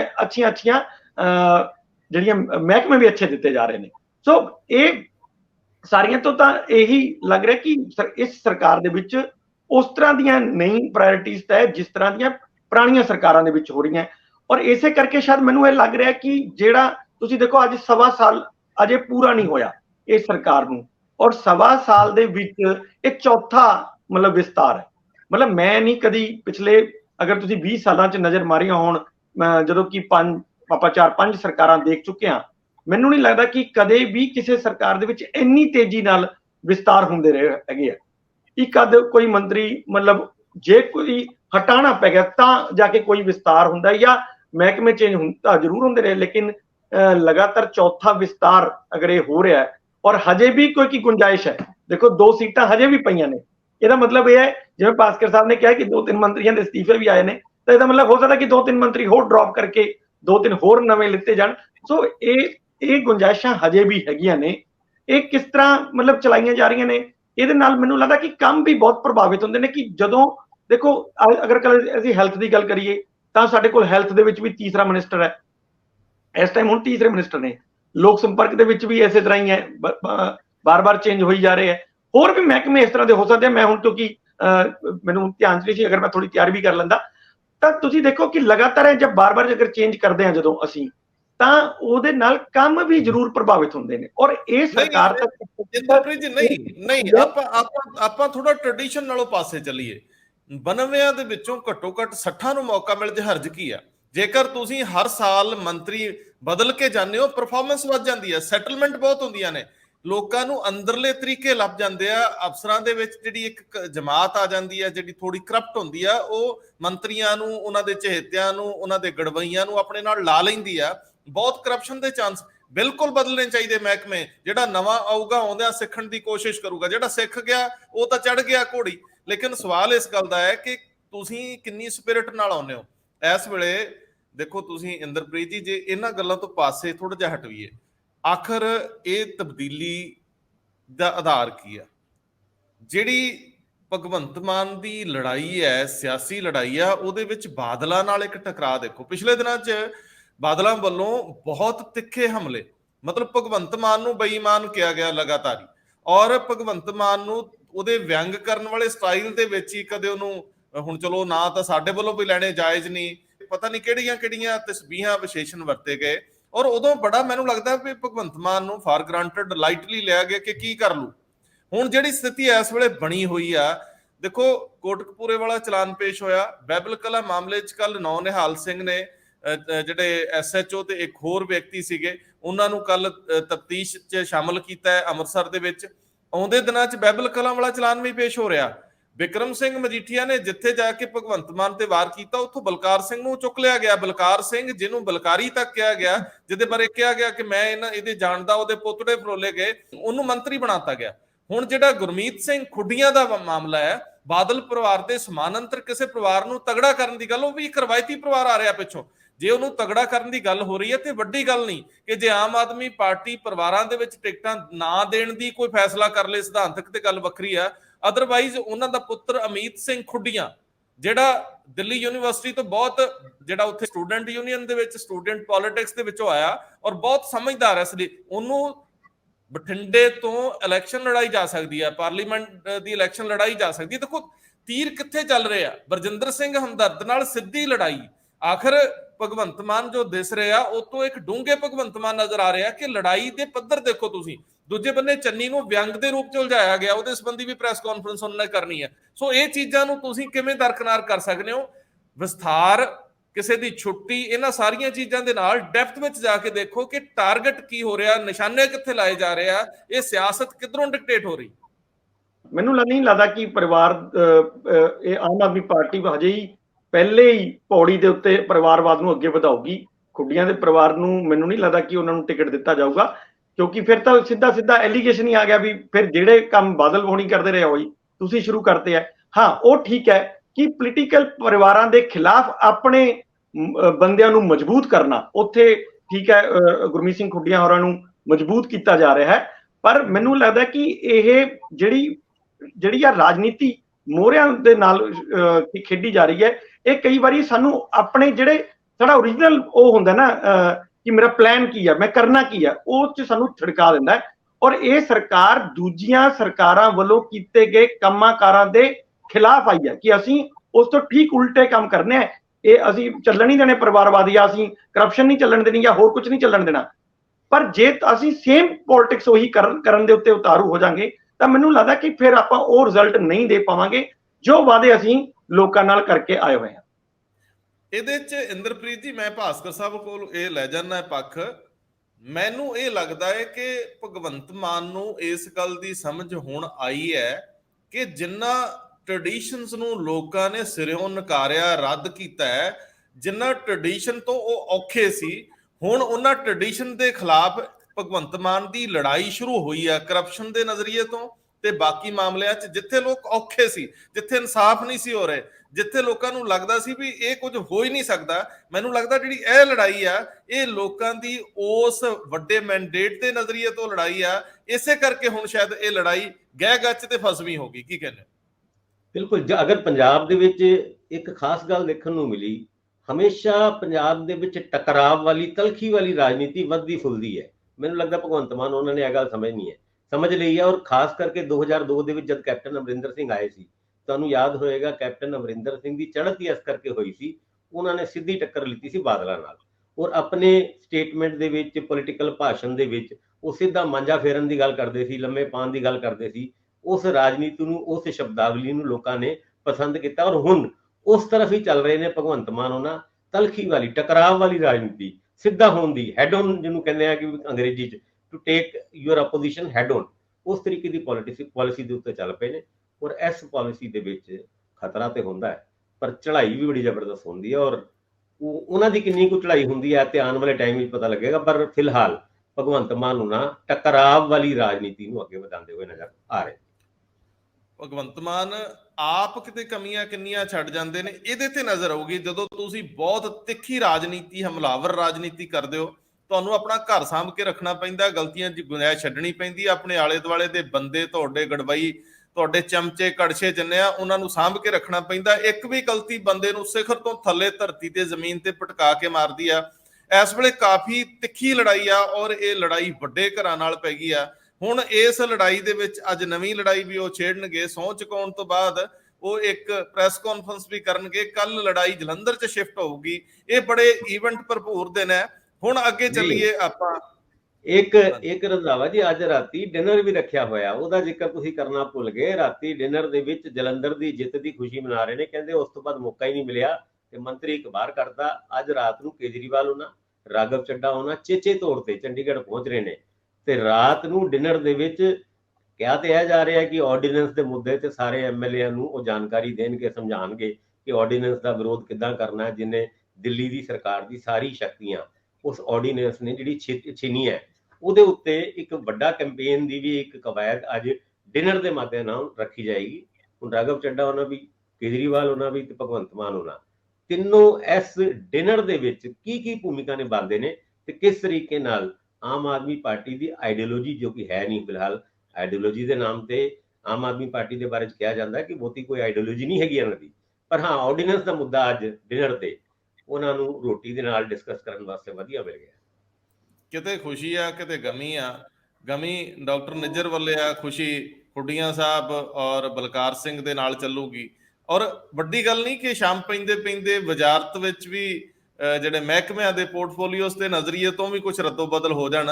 ਲੋਕ ਸੰਪਰਕ ਵਾਲਿਆਂ ਨੂੰ ਕੁਝ ਹੋਰ ਪਾਸੇ ਤੋਰਿਆ ਜਾ ਸਕਦਾ। ਲੋਕ ਸੰਪਰਕ ਦੇ ਵਿੱਚ ਵੀ ਕਾਫੀ ਕਨਸੋਆਂ ਨੇ, ਹਾਲਾਂਕਿ ਇਸ ਮਹਿਕਮੇ 'ਚ ਸਾਨੂੰ ਜੈਸਮੈਨ ਦੀ ਲੋੜ ਬੜੀ ਹੁੰਦੀ ਹੈ। ਵੇਖਣਾ ਹੋਊਗਾ ਕਿੱਥੋਂ ਲੱਭ ਲਿਆਉਂਦੇ ਟਾਰਚ ਲੈ ਕੇ। ਮੈਂ ਭਾਸਕਰ ਸਾਹਿਬ ਖੁਸ਼ੀ ਗਮੀ ਦੀ ਗੱਲ ਕਰਦਿਆਂ ਸਸੋਦੀਆ ਦੀ ਗਮੀ ਨਾਲ ਸਾਂਝ ਪਾਉਣਾ ਚਾਹੂੰਗਾ, ਜੋ ਹਾਈ ਕੋਰਟ ਦੇ ਵਿੱਚ ਕੱਲ ਹੋਇਆ, ਜਿਹੜੀਆਂ ਟਿੱਪਣੀਆਂ ਨੇ ਉਹਦੇ ਨਾਲ ਸਾਂਝ ਪਵਾ ਦਿਓ।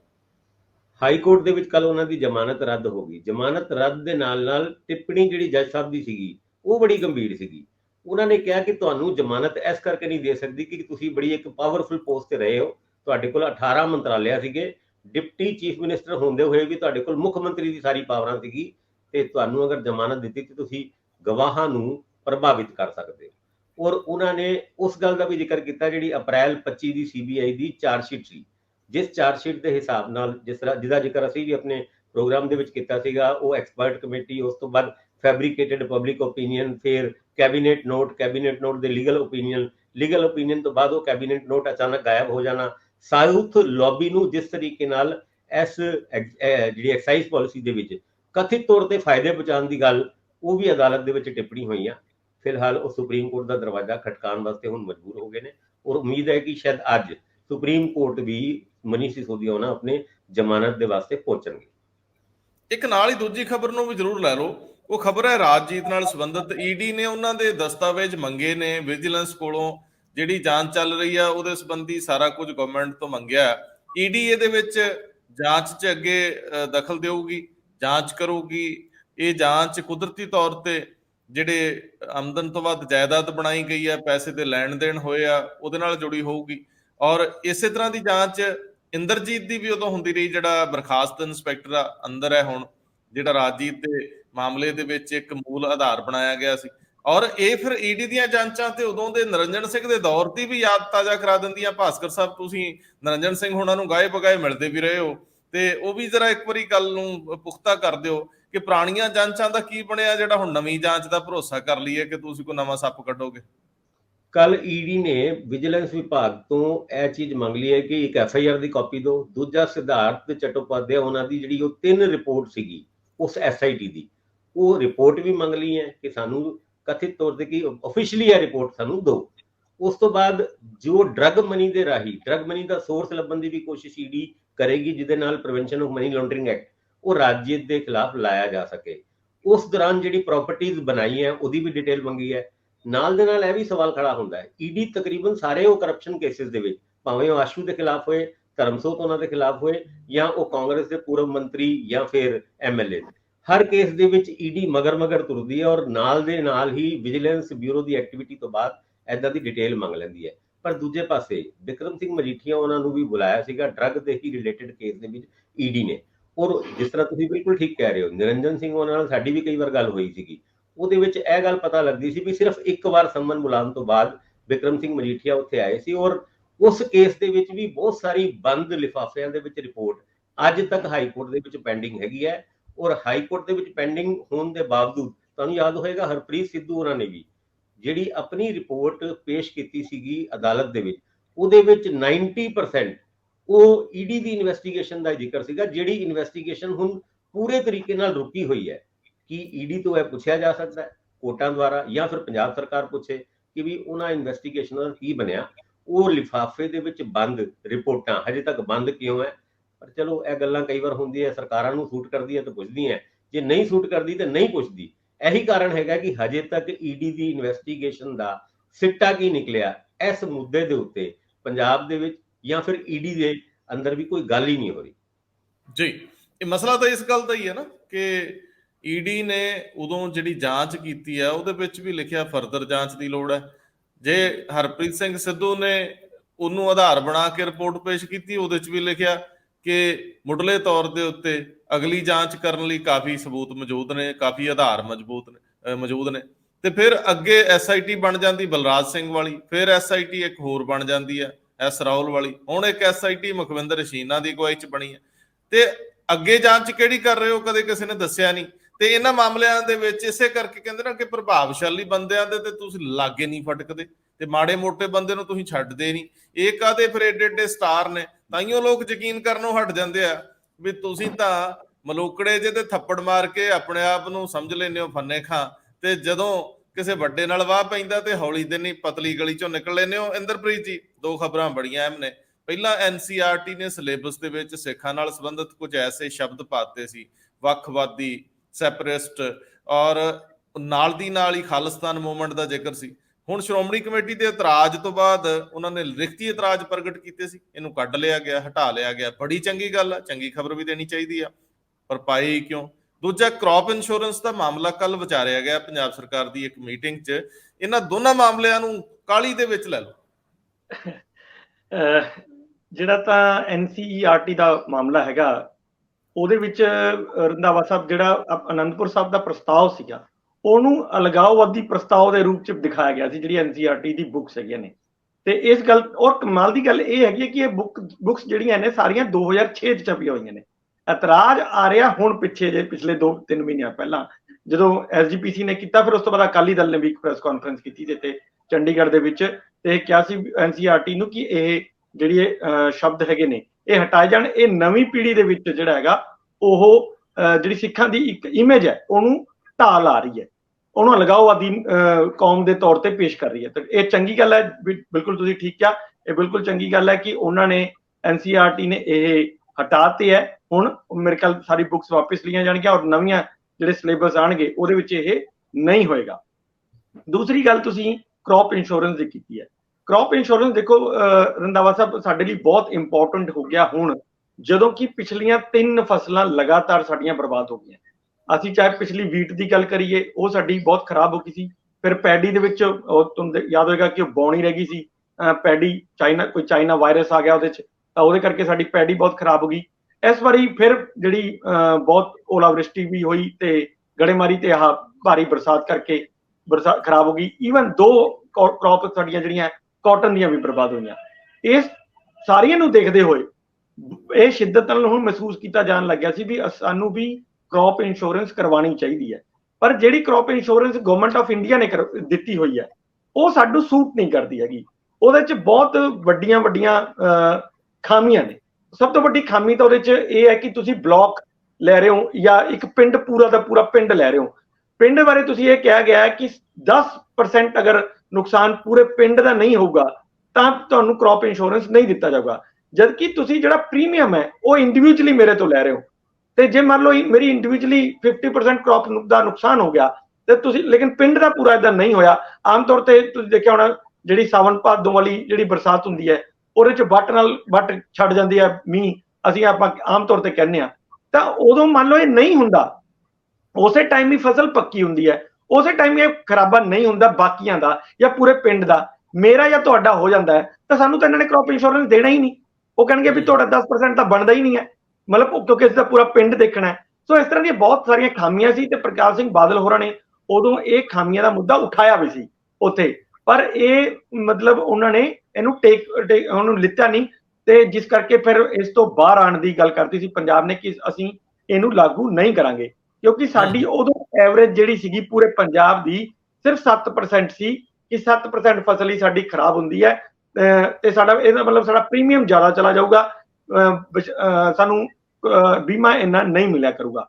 ਤੇ ਤੁਹਾਨੂੰ ਯਾਦ ਹੋਊਗਾ ਜਦੋਂ ਕ੍ਰੌਪ ਇੰਸ਼ੋਰੈਂਸ ਇਹ ਲਾਗੂ ਕਰਤੀ ਸੀ ਤਾਂ ਪੂਰੇ ਕੰਟਰੀ ਚੋਂ 16,000 ਕਰੋੜ ਰੁਪਏ ਪ੍ਰੀਮੀਅਮ ਦੇ ਰੂਪ ਚ ਇਕੱਠੇ ਹੋਏ ਸੀ ਜਿਹੜੀ ਬੀਮਾ ਕੰਪਨੀ ਹੈਗੀ ਹੈ, ਤੇ ਉਸ ਸਾਲ ਚ ਸਿਰਫ 5,000 ਕਰੋੜ ਰੁਪਏ ਜਿਹੜੇ ਹੈਗੇ ਆ ਉਹ ਉਹਨਾਂ ਨੇ ਖਰਾਬੇ ਦੇ ਦਿੱਤੇ ਸੀ। ਯਾਨੀ ਇੱਕ ਸਾਲ 'ਚ ਹੀ ਕੰਪਨੀ ਦਾ ਪ੍ਰੋਫਿਟ ਜਿਹੜਾ ਸੀ 11,000 ਕਰੋੜ ਸੀ। ਸੇਮ ਹੀ ਅਗਲੇ ਸਾਲਾਂ 'ਚ ਵੀ ਹੋਇਆ ਹੋਣਾ, ਕਿਉਂਕਿ ਉਹਦੇ 'ਚ ਜ਼ਿਆਦਾ ਫਰਕ ਹੈ ਨਹੀਂ ਹੈ। ਸੋ ਇਸ ਤੋਂ ਬਾਅਦ ਜਦੋਂ ਕੈਪਟਨ ਸਰਕਾਰ ਆਈ ਤਾਂ ਉਹਨਾਂ ਨੇ ਵੀ ਪਹਿਲਾਂ ਇਹ ਇਸ਼ੂ ਉਠਾਇਆ ਸੀ। ਸੁਰੇਸ਼ ਕੁਮਾਰ ਜਿਹੜੇ FCD ਵੀ ਰਹੇ ਨੇ ਬਾਲ ਸਾਹਿਬ ਦੇ ਨਾਲ, ਉਦੋਂ ਵੀ ਉਹਨਾਂ ਨੇ ਇਹ ਗੱਲ ਕੀਤੀ ਸੀ ਕਿ ਕਿਉਂ ਨਾ ਇਹਨੂੰ ਅਸੀਂ ਆਪਣੀ ਇੰਸ਼ੋਰੈਂਸ ਕੰਪਨੀ ਬਣਾਈ ਜਾਏ ਤੇ ਉਹਦੇ ਤੇ ਲਾਗੂ ਕੀਤਾ। ਤੇ ਕਾਫੀ ਡਿਟੇਲਸ ਮਤਲਬ ਚੱਲੀਆਂ ਵੀ ਸੀ ਇਸ ਤੇ, ਪਤਾ ਨਹੀਂ ਇਹ ਰੁਕ ਕਿਉਂ ਗਈਆਂ। ਮੇਬੀ ਕਰੋਨਾ ਦੇ ਵਿੱਚ ਇੱਕ ਜਿਹੜਾ ਹੈਗਾ ਸੀ 2 ਸਾਲ ਜਿਹਨੇ ਉਹਨੇ ਖਰਾਬ ਕੀਤੇ ਹੈ, ਉਹਦੇ ਕਰਕੇ ਰੁਕ ਗਈਆਂ ਹੁਣ। ਪਰ ਮੈਨੂੰ ਯਾਦ ਹੈ ਕਿ ਉਦੋਂ ਵੀ ਇਹ ਬਹੁਤ ਲੰਬੀ ਇਸ ਤੇ ਚਰਚਾ ਹੋਈ ਸੀ ਤੇ ਕਿਹਾ ਗਿਆ ਸੀ ਕਿ ਅਸੀਂ ਇਹਨੂੰ ਲੈ ਲਈਏ, ਅਸੀਂ ਆਪਣਾ ਹੀ ਇੱਕ ਕਾਰਪਸ ਫੰਡ ਕਿਉਂ ਨਾ ਬਣਾਇਆ ਜਾਏ ਜਿਸ ਤੋਂ ਅਸੀਂ ਦੇ ਦਈਏ। ਜਿਵੇਂ ਹੁਣ ਕੱਲ ਵੀ ਜਿਹੜੀ ਮੀਟਿੰਗ ਹੋਈ ਹੈ ਉਸ 'ਚ ਐਗਰੀਕਲਚਰ ਮਿਨਿਸਟਰ ਜਿਹੜੇ ਹੈਗੇ ਕੁਲਦੀਪ ਧਾਲੀਵਾਲ ਨੇ ਕਿਹਾ ਕਿ ਅਸੀਂ 1500 ਕਰੋੜ ਰੁਪਏ ਤਾਂ ਹਰ ਸਾਲ ਹੀ ਦੇਈ ਜਾ ਰਹੇ ਹਾਂ। ਤੇ ਜੇ 1500 ਕਰੋੜ ਰੁਪਏ ਅਸੀਂ ਹਰ ਸਾਲ ਮੁਆਵਜ਼ੇ ਦੇ ਤੌਰ ਤੇ ਦੇ ਰਹੇ ਹਾਂ ਤਾਂ ਫਿਰ ਕਿਉਂ ਨਹੀਂ ਇਹ ਜਿਹੜਾ ਮੁਆਵਜ਼ਾ ਅਸੀਂ ਉਹਨੂੰ ਐਜ਼ ਪ੍ਰੀਮੀਅਮ ਦੇ ਦਿੰਦੇ ਕੰਪਨੀ ਨੂੰ, ਤਾਂ ਕਿ ਜਿਹੜਾ ਸਾਨੂੰ ਜ਼ਿਆਦਾ ਪੈਸਾ ਮਿਲ ਜਾ ਕਰੇ। ਕਿਉਂਕਿ ਹਜੇ ਵੀ ਮੁਆਵਜ਼ਾ ਦੇਖੋ ਰੰਧਾਵਾ ਸਾਹਿਬ ਜਿਹੜਾ ਸਾਨੂੰ ਮਿਲਦਾ ਹੈ ਉਹ ਸਿਰਫ ਇੱਕ ਤਰ੍ਹਾਂ ਦਾ ਸਾਨੂੰ ਸਾਡਾ ਜਿਹੜਾ ਬੀਜ ਦਾ ਜਾਂ ਲੇਬਰ ਦਾ ਇਹ ਖਰਚੇ ਮਿਲਦੇ ਆ, ਨਾ ਕਿ ਸਾਨੂੰ ਪੂਰੀ ਕ੍ਰੌਪ ਦਾ ਮਿਲਦਾ। ਜੇ ਅੱਜ ਸਾਨੂੰ 15 ਇਹ ਹੁਣ ਇਸ ਗਵਰਨਮੈਂਟ ਨੇ ਆ ਕੇ 15,000 ਰੁਪਏ ਕਰਤਾ ਹੈ, ਪੂਰੀ ਫਸਲ ਅਗਰ ਜਿਹਦੀ ਬਰਬਾਦ ਹੋ ਗਈ ਹੈ ਉਹਨੂੰ 15,000 ਮਿਲੇਗਾ। ਸਪੋਜ਼ ਕਿਸੇ ਦੀ ਹੁਣ ਜਿਹੜੀ 40-44 ਹਜ਼ਾਰ ਰੁਪਏ ਦੀ ਕਣਕ ਖੜੀ ਹੈ ਉਹ ਬਰਬਾਦ ਹੋ ਗਈ ਹੈ 100% ਦੀ, ਉਹਨੂੰ ਤੁਸੀਂ 15,000 ਦੋਗੇ ਤਾਂ ਉਹ ਜਿਹੜਾ ਆਣਾ ਉਹਨੂੰ 44,000 ਸੀਗਾ ਤਾਂ ਉਹਦਾ ਬਾਕੀ ਭਰਪਾਈ ਕੌਣ ਕਰੇਗਾ? ਕਿਉਂਕਿ ਉਹਦੀ ਅਗਲੀ ਫਸਲ ਜਿਹੜੀ ਹੈ ਉਹ ਫਿਰ 6 ਮਹੀਨੇ ਬਾਅਦ ਆਣੀ ਹੈ। ਯਾਨੀ ਉਹਦਾ ਤਾਂ ਪੂਰਾ ਸਾਲ ਬਰਬਾਦ ਹੋ ਗਿਆ, ਜਿਸ ਤੇ ਉਹਦੀ ਮਤਲਬ ਉਹਦਾ ਜਿਹਨੂੰ ਅਸੀਂ ਕਹਿੰਦੇ ਆ ਦਿਨਚਰਿਆ ਜਾਂ ਉਹਦੀ ਆਮਦਨ ਨਿਰਭਰ ਸੀ, ਉਹ ਸਾਰੀ ਦੀ ਸਾਰੀ ਖਰਾਬ ਹੋ ਗਈ। ਔਰ ਉਹਨੂੰ ਸਿਰਫ 15,000 ਤੁਸੀਂ ਉਸ ਚੀਜ਼ ਦਾ ਦੇ ਰਹੇ ਹੋ ਕਿ ਤੂੰ ਅਗਲੀ ਫਸਲ ਲਗਾ ਲੈ, ਅਗਲੀ ਫਸਲ ਦਾ ਤੇਰੇ ਕੋਲ ਪੈਸਾ ਆ ਜੇ। ਸੋ ਮੈਨੂੰ ਲੱਗਦਾ ਕਿ ਇਹ ਬਹੁਤ ਵੱਡੀਆਂ ਖਾਮੀਆਂ ਨੇ ਤੇ ਅਗਰ ਗਵਰਨਮੈਂਟ ਇਹ ਕਰ ਰਹੀ ਹੈ ਕਿ ਅਸਲੀ ਆਪਣੀ ਫਸਲੀ ਬੀਮਾ ਯੋਜਨਾ ਲੈ ਕੇ ਆ ਰਹੇ ਹਾਂ ਤੇ ਇੱਕ ਬਹੁਤ ਅੱਛਾ ਕਦਮ ਹੈ ਔਰ ਇਹਨੂੰ ਇਹ ਜ਼ਰੂਰ ਟੇਕ ਅਪ ਕਰਨਾ ਚਾਹੀਦਾ। ਇੰਦਰਪ੍ਰੀਤ ਜੀ ਦੀ ਇਹ ਸਮਰੱਥਾ ਹੈ ਦੋਸਤੋ ਕਿ ਇਹ ਨੀਤੀ ਫੈਸਲਿਆਂ ਦੇ ਉੱਤੇ ਬੜੇ ਨਿੱਠ ਕੇ ਕੰਮ ਕਰਦੇ ਆ। ਖੇਤੀ ਨਾਲ ਜੁੜੇ ਮਾਮਲੇ ਆ ਇਹਨਾਂ ਦੀ ਪ੍ਰਾਥਮਿਕਤਾ, ਭਾਵੇਂ ਇਹਨਾਂ ਨੇ ਖੇਤੀ ਦੇਰ ਤੋਂ ਕੋਈ ਨਹੀਂ ਕੀਤੀ, ਹੁਣ ਅੱਜ ਕੱਲ ਇੱਕ ਫਾਰਮ ਹਾਊਸ ਆਪਣਾ ਜ਼ਰੂਰ ਚਲਾ ਰਹੇ ਨੇ, ਪਰ ਇਹਨਾਂ ਦੀ ਦਿਲਚਸਪੀ ਇਸ ਤਰ੍ਹਾਂ ਦੇ ਜਿਹੜੇ ਗਹਿ-ਗਚ ਧਿਆਨ ਮੰਗਦੇ ਮਾਮਲੇ ਉਹਨਾਂ 'ਚ ਹੁੰਦੀ ਆ। ਸੋ ਕਾਫੀ ਵਿਸਥਾਰ ਜਦੋਂ ਦਿੰਦੇ ਆ ਚੰਗਾ ਲੱਗਦਾ। ਔਰ ਲਾਸਟ ਵਿੱਚ ਭਾਸਕਰ ਸਾਹਿਬ ਜਾਂਦੇ ਜਾਂਦੇ ਹੀ ਜਿਹੜੀ ਇੱਕ ਵੇਰਕਾ, ਸਰਬਜੀਤ ਸਿੰਘ ਵੇਰਕਾ ਐਡਵੋਕੇਟ ਔਰ ਮਨੁੱਖੀ ਅਧਿਕਾਰਾਂ ਦੇ ਕਾਰਕੁਨ ਵੀ ਹੈ, ਕਾਨੂੰਨੀ ਮਸ਼ੀਰ ਵੀ ਨੇ, ਵੱਖ-ਵੱਖ ਮੌਕਿਆਂ ਤੇ ਇਹਨਾਂ ਨੇ ਬਹੁਤ ਸਾਰੇ ਲੋਕਾਂ ਨੂੰ ਕਟਹਿਰਿਆਂ 'ਚ ਖੜਾ ਕਰਵਾਇਆ। ਜਿੱਥੇ ਜਿੱਥੇ ਮਨੁੱਖੀ ਹੱਕਾਂ ਦਾ ਘਾਣ ਹੋਇਆ ਇਹ ਵਿਅਕਤੀ ਲੜੇ ਨੇ। ਇਹਨਾਂ ਵੱਲੋਂ ਇੱਕ ਪਟੀਸ਼ਨ ਦਾਇਰ ਕੀਤੀ ਸੀ ਕਿ ਇਹ ਤੁਸੀਂ ਜਿਹੜੀਆਂ ਸੈਂਕਸ਼ਨਸ ਹੁੰਦੀਆਂ ਨੇ ਉਹ ਨਹੀਂ ਮਿਲਦੀਆਂ ਤੇ ਪ੍ਰੋਸੀਜਰ ਅਡਾਪਟ ਨਹੀਂ ਹੁੰਦੇ, ਇਹਦੇ ਕਰਕੇ ਟਰਾਇਲ ਰੁਕੇ ਰਹਿੰਦੇ, ਜਾਂਚਾਂ ਰੁਕੀਆਂ ਰਹਿੰਦੀਆਂ। ਤੇ ਹਾਈ ਕੋਰਟ ਦੇ ਵਿੱਚ ਇਸ ਪਟੀਸ਼ਨ ਦੇ ਉੱਤੇ ਪੰਜਾਬ ਸਰਕਾਰ ਨੂੰ ਨੋਟਿਸ ਜਾਰੀ ਹੋਇਆ। ਐਵੇਂ ਬਸ ਇੱਕ ਭਰਮ ਜਿਹਾ ਹੀ ਹੁੰਦਾ ਕਿ ਕੁਝ ਹੋ ਜੂ। ਖੈਰ, ਕੁਝ ਹੋਣ ਦੀ ਪ੍ਰਕਿਰਿਆ ਦੇ ਵਿੱਚ ਕੀ ਹੋਇਆ ਉਹ ਜ਼ਰੂਰ ਦੱਸੋ ਜੀ। ਬਿਲਕੁਲ, ਇਸ ਤੋਂ ਪਹਿਲੇ ਕਿ ਮੈਂ ਵੇਰਕਾ ਸਾਹਿਬ ਦੀ ਉਸ ਪਟੀਸ਼ਨ ਦੀ ਗੱਲ ਕਰਾਂ, ਉਹ ਜਿਹੜਾ ਕ੍ਰੌਪ ਇੰਸ਼ੋਰੈਂਸ ਦੇ ਉੱਤੇ ਮੈਂ 2 ਸ਼ਬਦ ਜ਼ਰੂਰ ਕਹਿਣਾ ਚਾਹੁੰਦਾ। ਧਾਰੀਵਾਲ ਸਾਹਿਬ ਨੇ ਕੱਲ ਅਨਾਉਂਸ ਤੇ ਕਰਤਾ ਕਿ ਆਪਾਂ ਸੂਬੇ ਦੀ ਆਪਣੀ ਵੱਖਰੀ ਕ੍ਰੌਪ ਇੰਸ਼ੋਰੈਂਸ ਸਕੀਮ ਲੈ ਕੇ ਆਵਾਂਗੇ, ਪਰ ਉਹ ਇਹ ਕਹਿਣਾ ਭੁੱਲ ਗਏ ਕਿ ਵੀ 40% ਕੇਂਦਰ ਦਿੰਦਾ ਹੈ ਪ੍ਰਧਾਨ ਮੰਤਰੀ ਫਸਲ ਬੀਮਾ ਯੋਜਨਾ ਦੇ ਵਿੱਚ, 40% ਸਟੇਟ ਦਾ ਹੁੰਦਾ ਤੇ 20% ਕਿਸਾਨ ਦਿੰਦੇ ਨੇ। ਕਿ ਅਗਰ ਸੂਬਾ ਆਪਣੀ ਕ੍ਰੌਪ ਇੰਸ਼ੋਰੈਂਸ ਸਕੀਮ ਲੈ ਕੇ ਆਏਗਾ ਉਹਦੇ ਵਿੱਚ ਕੇਂਦਰ 40% ਦੇਗਾ? ਅੱਗੇ ਹੀ ਅਸੀਂ RDF ਨਹੀਂ ਮਿਲ ਰਿਹਾ, ਨੈਸ਼ਨਲ ਹੈਲਥ ਮਿਸ਼ਨ ਦੇ ਪੈਸੇ ਸਾਡੇ ਉਹ ਦੇ ਨਹੀਂ ਰਹੇ। ਇਸ ਗੱਲ ਦਾ ਜ਼ਿਕਰ ਤੇ ਕੱਲ ਉਹਨਾਂ ਨੇ ਕੀਤਾ ਹੈ, ਪਰ ਇਹ ਇੰਸ਼ੋਰ ਕਰ ਲੈਣ ਕਿ ਮੋਦੀ ਸਾਹਿਬ ਸਾਡੀ ਆਪਣੀ ਇੰਸ਼ੋਰੈਂਸ ਸਕੀਮ ਦੇ ਪੈਸੇ 40% ਜਿਹੜਾ ਕੇਂਦਰ ਦਾ ਹਿੱਸਾ ਉਹ ਜ਼ਰੂਰ ਦੇ ਦੇ। ਹੁਣ ਗੱਲ ਕਰੀਏ ਸਰਬਜੀਤ ਸਿੰਘ ਵੇਰਕਾ ਉਹਨਾਂ ਦੀ ਉਸ ਪਟੀਸ਼ਨ ਦੀ, ਜਿਹਦੇ ਵਿੱਚ ਉਹ 17A ਦਾ ਜ਼ਿਕਰ ਅਸੀਂ ਵੀ ਆਪਣੇ ਪ੍ਰੋਗਰਾਮ ਦੇ ਵਿੱਚ ਬਹੁਤ ਜ਼ਿਆਦਾ ਕੀਤਾ। ਜਦ ਕੋਈ IAS ਆਫੀਸਰ ਰਿਸ਼ਵਤ ਲੈਂਦੇ ਹੋਏ ਰੰਗੇ ਹੱਥ ਵੀ ਫੜਿਆ ਜਾਏ ਤਦ ਵੀ ਪਰਮਿਸ਼ਨ ਦੀ ਲੋੜ ਹੁੰਦੀ ਹੈ ਵੀ ਇਹਨੂੰ ਫੜਨ ਤੋਂ ਪਹਿਲੇ, ਇਹਦੇ ਖਿਲਾਫ ਕੇਸ ਕਰਨ ਤੋਂ ਪਹਿਲੇ ਇੱਕ ਪਰਮਿਸ਼ਨ ਚਾਹੀਦੀ ਹੈ। ਉਹ ਕਈ ਵਾਰ IAS ਆਫੀਸਰਸ ਦੇ ਕੇਸ ਦੇ ਵਿੱਚ ਇਹ ਪਰਮਿਸ਼ਨ ਕੇਂਦਰ ਸਰਕਾਰ ਤੋਂ ਵੀ ਚਾਹੀਦੀ ਹੁੰਦੀ ਹੈ ਔਰ ਸੂਬੇ ਦੇ ਸਰਕਾਰ ਤੋਂ ਵੀ ਚਾਹੀਦੀ ਹੁੰਦੀ ਹੈ। ਉਹ ਪਰਮਿਸ਼ਨਾਂ ਅਕਸਰ ਲੇਟ ਹੁੰਦੀ ਹੈ ਔਰ ਕਈ ਕੇਸਿਸ ਦੇ ਵਿੱਚ ਤੇ ਪਰਮਿਸ਼ਨਾਂ ਆਉਂਦੀਆਂ ਹੀ ਨਹੀਂ ਔਰ ਉਹਨਾਂ ਪਰਮਿਸ਼ਨਾਂ ਦਾ ਜ਼ਿਕਰ ਵੀ ਨਹੀਂ ਹੁੰਦਾ। ਇਸ ਪ੍ਰੋਸੀਜਰ ਨੂੰ ਕੁਐਸ਼ ਕਰਨ ਵਾਸਤੇ ਸਰਬਜੀਤ ਸਿੰਘ ਵੇਰਕਾ ਉਹਨਾਂ ਨੇ ਹਾਈ ਕੋਰਟ ਦਾ ਦਰਵਾਜ਼ਾ ਖਟਖਟਾਇਆ ਸੀ ਤੇ ਹਾਈ ਕੋਰਟ ਨੇ ਨੋਟਿਸ ਦਿੱਤਾ ਅਗਸਤ 8 ਦਾ। ਸਰਬਜੀਤ ਸਿੰਘ ਵੇਰਕਾ ਉਹਨਾਂ ਦਾ ਕਹਿਣਾ ਹੈ ਕਿ ਅਗਰ ਇਹ ਪਰਮਿਸ਼ਨ ਦਾ ਪ੍ਰੋਸੀਜਰ ਰੱਖਣਾ ਵੀ ਹੈ ਤੇ ਉਹ ਇੱਕ ਟਾਈਮ ਬਾਉਂਡ ਹੋਣਾ ਚਾਹੀਦਾ ਹੈ। ਹਫ਼ਤਿਆਂ ਦੇ ਵਿੱਚ, ਵੀਕ ਦੇ ਵਿੱਚ ਯਾਨੀ ਹਫ਼ਤਿਆਂ ਦੇ ਵਿੱਚ ਮਿਲੇ ਜਾਂ ਮਹੀਨਿਆਂ ਦੇ ਵਿੱਚ ਮਿਲੇ, ਪਰ ਇਹ ਨਹੀਂ ਹੋਣਾ ਚਾਹੀਦਾ ਕਿ ਇਦਾਂ ਦੀ ਪਰਮਿਸ਼ਨਾਂ ਸਾਲੋਂ ਸਾਲ ਮਿਲੇ ਹੀ ਨਾ ਤੇ ਉਹ ਸਾਰਾ ਕੇਸ ਜਿਹੜਾ ਉਹ ਅਫਸਰ ਹੈਗੇ ਆ ਜਿਨ੍ਹਾਂ ਦੇ ਖਿਲਾਫ ਰੰਗੇ ਹੱਥੇ ਫੜੇ ਜਾਣ ਤੋਂ ਬਾਅਦ ਵੀ, ਉਹ ਰਿਟਾਇਰ ਹੋਣ ਤੋਂ ਬਾਅਦ ਵੀ ਉਹ ਸੈਂਕਸ਼ਨ ਨਹੀਂ ਆਉਂਦੀ। ਇਹ ਚੀਜ਼ ਕੀ ਹੈ, ਚੱਲ ਕੀ ਰਿਹਾ? ਇਹਦੇ ਉੱਤੇ ਹਾਈ ਕੋਰਟ ਨੇ ਵੀ ਆਪਣਾ ਸੀਰੀਅਸ ਵਿਊ ਲਿਆ। ਹੁਣ ਨੋਟਿਸ ਗਿਆ ਸਰਕਾਰ ਨੂੰ, ਕੀ ਜਵਾਬ ਦਿੰਦੇ ਨੇ? ਕੇਂਦਰ ਸਰਕਾਰ ਨੂੰ ਵੀ ਨੋਟਿਸ ਗਿਆ, ਸੂਬੇ ਦੀ ਸਰਕਾਰ ਨੂੰ ਵੀ ਗਿਆ, ਤੇ ਉਸ ਨੋਟਿਸ ਦਾ ਜਵਾਬ ਦੇਣ ਤੋਂ ਬਾਅਦ ਇਸ 17A ਦਾ ਕੋਈ ਰਿੜਕਾ ਨਿਕਲੇਗਾ ਕਿ ਨਹੀਂ ਨਿਕਲੇਗਾ, ਇਹ ਤੇ ਆਉਣ ਵਾਲੇ ਟਾਈਮ ਵਿੱਚ ਹੀ ਪਤਾ ਲੱਗੇਗਾ। ਬਹੁਤ ਮਿਹਰਬਾਨੀ, ਬਹੁਤ ਧੰਨਵਾਦ। ਧੰਨਵਾਦ ਜੀ।